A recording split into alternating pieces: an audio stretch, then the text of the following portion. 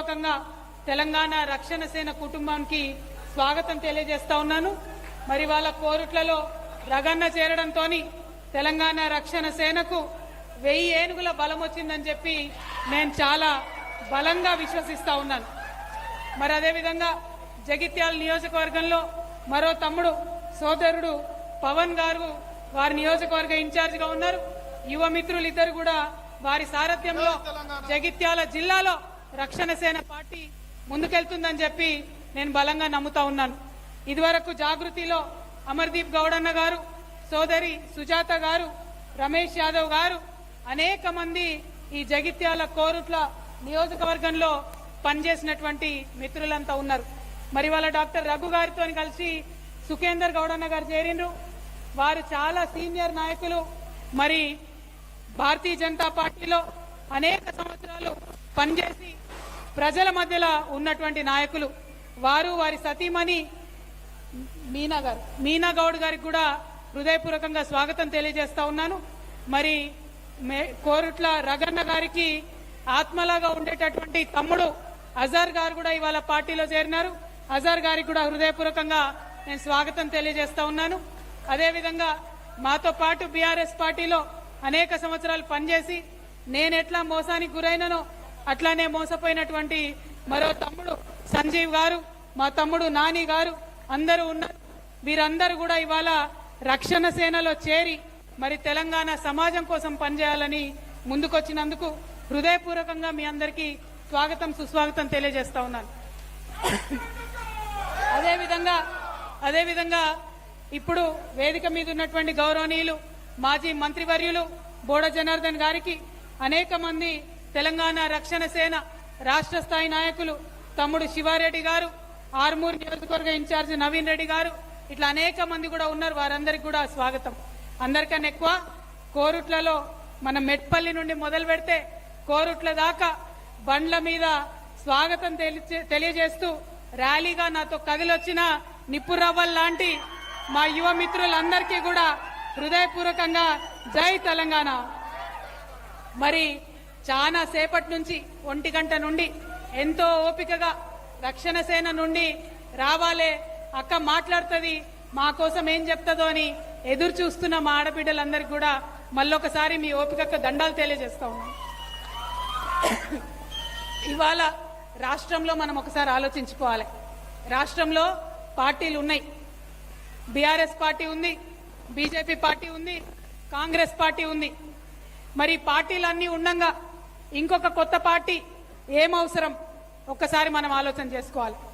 ఉన్న పార్టీలన్నీ చక్కగుండి ఉన్న పార్టీలన్నీ మనకు కావాల్సిన పనులు చేసి పెడితే ఇంకొక పార్టీ అవసరం ఏముంది ఒకసారి ఆలోచన చేసుకోవాలి. ఏనాడైతే బీఆర్ఎస్ పార్టీ నన్ను బయటకు గెంటేసిందో ఆనాడు నేను ఒక్కసారి కూర్చొని ఆలోచన చేసి, ఎందుకంటే ఆడబిడ్డ ఎప్పుడైనా ఇల్లు బాగుండాలనుకుంటుంది. ఆడబిడ్డ ఎప్పుడైనా తను మెట్టినిల్లైనా పుట్టినిల్లైనా తను ఉండే రాష్ట్రమైనా దేశమైనా బాగుండాలనుకుంటుంది.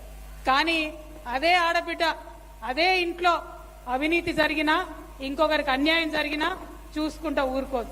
నేను కూడా ఊరుకోలేకపోయినా. అవినీతి జరుగుతుందని చెప్పినా, అన్యాయం జరుగుతుందని చెప్పినా కొత్తగా ఇయ్యాల చెప్పలే. బీఆర్ఎస్ పార్టీ టీఆర్ఎస్ గా ఉన్నప్పటి నుంచి చెప్తానే ఉన్నా, అధికారంలోకి వచ్చినప్పటి నుంచి చెప్తానే ఉన్నా. నేను చెప్పినటువంటి అనేక విషయాల్లో చర్యలు తీసుకున్నారు, కొన్ని విషయాల్లో తీసుకోలేదు.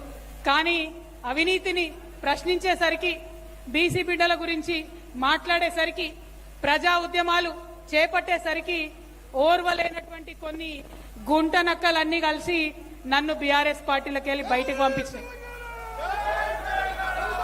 ఆనాడు నేను ఒక మాట ఆలోచన చేసుకున్నా, నన్ను పార్టీలోకి వెళ్ళి బయటికి పంపిండ్రు, మరి నేనేం చేయాలి?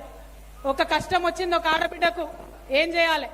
20 ఏళ్లు పనిచేసినటువంటి వ్యవస్థను వదిలిపెట్టి ఇంట్లో కూర్చోవాలనా, లేకపోతే అదే తొవ్వల ప్రజల మధ్యలోకి పోయి ప్రజల కోసం పనిచేయాలనా? ఆలోచించుకుంటే నాకు ఒకటే అనిపించింది, ఖచ్చితంగా బయటకు వచ్చినాం, ఆడబిడ్డలం బయటికి వస్తే రానే రావద్దు, వస్తే మాత్రం ఇడిచిపెట్టొద్దు. బయటకు వచ్చినా కాబట్టి నాకు తెలిసింది రాజకీయ రంగంలో సేవ చేయడం కాబట్టి ఖచ్చితంగా ఈ రాష్ట్రంలో ఒక నూతన రాజకీయ పార్టీ పెట్టాలని అనుకున్నాను. పెట్టిన తర్వాత చాలా మందితో ఆలోచన చేసినాం. నేను ఒక్కదాన్ని ఏం నిర్ణయం తీసుకోలే. సమాజంలో అనేక మంది మేధావులు ఉన్నారు, భారతదేశంలో అనేక మంది గొప్ప వ్యక్తులు ఉన్నారు. అందరితో కూడా మాట్లాడినా. ఇవాళ ఏం కావాలి మన రాష్ట్రంలో, ఎవరి కోసం పెట్టాలి పార్టీ, ఎవరిని అడిగినా ఒకటే చెప్పిను, అక్క మా తెలంగాణ వచ్చి 12 ఏళ్ళు అయింది, ఇప్పటికి కూడా తెలంగాణ రాకముందు మాకెంత జీతం ఉందో మాకు గంతే జీతం ఉంది, తెలంగాణ రాకముందు మాకెంత గిట్టుబాటు వచ్చిందో ఇప్పుడు గంతే వస్తున్నది. కానీ ఖర్చులు పెరిగిపోయినాయి, ఉప్పు ధర ఎక్కువైంది, పప్పు ధర ఎక్కువైంది, నూనె ధర ఎక్కువైంది, ఇంటి ఆదాయం మాత్రం పెరగలేదు. మరి ఇవాళ మా పిల్లగాన్ని ఒక మంచి స్కూల్లో వేయాలంటే వేసే పరిస్థితి లేదు. మా ఇంట్లో ఎవరికన్నా జబ్బు వస్తే, యాక్సిడెంట్ అయితే హాస్పిటల్లో చూపించే పరిస్థితి లేదు. ఈ ఆలోచన చేసిన తర్వాత అనేక మంది మేధావులతోని, ప్రపంచవ్యాప్తంగా ఉన్న వాళ్ళతో మాట్లాడినా. నేను వాళ్ళందరితో మాట్లాడినాక ఒక 5 కార్యక్రమాలు ఎంచుకున్నా. ఈ 5 కార్యక్రమాలను నేను పాంచజన్యం అనే పేరు పెట్టుకున్నా. భగవంతుడు శ్రీకృష్ణుడు అధర్మం మీద యుద్ధం చేయాలనుకున్నప్పుడు, పేదవాళ్ల పక్షాన నిలబడాలనుకున్నప్పుడు, ఎవరూ లేని వాళ్ళ పక్షాన ఉండాలనుకున్నప్పుడు ఆయన పాంచజన్యం అనే శంఖం పూరించిండు. ఆయనను స్ఫూర్తిగా తీసుకున్న పాంచజన్యం అనేటటువంటి పథకం పెట్టుకొని ప్రజల మధ్యలోకి వచ్చిన. ఏంటిది పాంచజన్యం? మొదటిది, మనందరికీ ఉచిత విద్య రావాలి. అది పేదవాళ్ళైనా సరే పెద్దవాళ్ళైనా సరే. ప్రభుత్వ స్కూళ్లలో ఉచిత విద్య ఉంది, లేదని నేను అంటలేను. కానీ ఒక మాట చెప్పాలి, ఎట్లుంటాయి మన ప్రభుత్వ స్కూళ్ళు? ఊర్లలో స్కూల్లే ఉండయి. స్కూల్ ఉంటే భవంత్ ఉండదు, భవంత్ ఉంటే స్కూల్ ఉంటే భవంత్ ఉండదు, భవంత్ ఉంటే పిల్లలు ఉండరు, పిల్లలు ఉంటే భవంత్ ఉండదు. మా గద్దరన్న చెప్పిండు ఎప్పుడో, చెట్టు కింద పోరగాన్లు కూర్చుంటారు, పొద్దు తిరిగినట్టు చెట్టు చుట్టూ తిరుగుకుంటా నేర్చుకుంటారు. పిల్లలు వస్తే సార్ రాడు, సార్ వస్తే పిల్లలు రాదు, పిల్లలు పంతులు ఇద్దరు వస్తే రాద్దామంటే చాక్ పీస్ ఉండదు. గసోంటి పరిస్థితుల్లో ప్రభుత్వ స్కూళ్ళు ఉన్నాయి. మరి ప్రభుత్వ స్కూళ్ళకు పంపిద్దామా? పంపిస్తున్నారా ఇవాళ ఎవరన్నా? ఎంత పేదవాళ్ళైనా కష్టపడి మా పిల్లల్ని నేను ప్రైవేట్కి తోలుతామని తోలుతున్నారు. ఏమైతుంది ప్రైవేట్కి తోలితే? 1000 రూపాయలు, చిన్న చిన్న పట్టణాల్లో కూడా 1000 రూపాయలు ఉన్నాయి, అవి కట్టలేని పరిస్థితి ఉంది. యహా పే జిత్నే భీ హమారే ఖవాతీన్ బైఠే హై, ఇక్కడున్న ఆడబిడ్డలందరికీ నేను చెప్తా ఉన్నా, రేపటి నాడు మీరు తెలంగాణ రక్షణ సేన పార్టీకి అవకాశం ఇవ్వండి, మమ్మల్ని ప్రభుత్వంలోకి తీసుకురండి. మీ ఇంట్లో పుట్టిన బిడ్డలందరికీ కూడా అది ప్రైవేట్, ఎక్కడ ఏ స్కూల్లో చేర్పించినా ప్రభుత్వమే డబ్బు కడుతుంది. ఒక్క రూపాయి కూడా మీరు ఫీజు కట్టే అవసరం లేకుండా మీ పిల్లల్ని చదివించుకోవచ్చు. ఎందుకు ఈ మాట చెప్తా ఉన్నా అంటే, ఆడపిల్లలకు ఒకటే ఆలోచన ఉంటుంది, మా పిల్లలు చదువుకోవాలి, మా పిల్లలు బాగుపడాలి, నేను పడ్డ కష్టం మా పిల్లలు పడొద్దని ఉంటుంది. ఇవాళ ఫీజులు కట్టలేని పరిస్థితులున్న తల్లిదండ్రులకు నేను మాట ఇస్తా ఉన్నా, రేపటి నాడు మీ ఆడబిడ్డ సర్కారు వస్తుంది ఖచ్చితంగా, వచ్చినప్పుడు ఫీజు మొత్తం కూడా గవర్నమెంటే భరిస్తుంది. అదేవిధంగా వైద్యం, ఇవాళ ప్రభుత్వ ఆసుపత్రికి పోతే సూది ఉంటే దూది ఉండదు, దూది ఉంటే సూది ఉండదు. ప్రభుత్వ ఆసుపత్రికి పోతే రకరకాల విచిత్రమైన పరిస్థితులు ఉన్నాయి.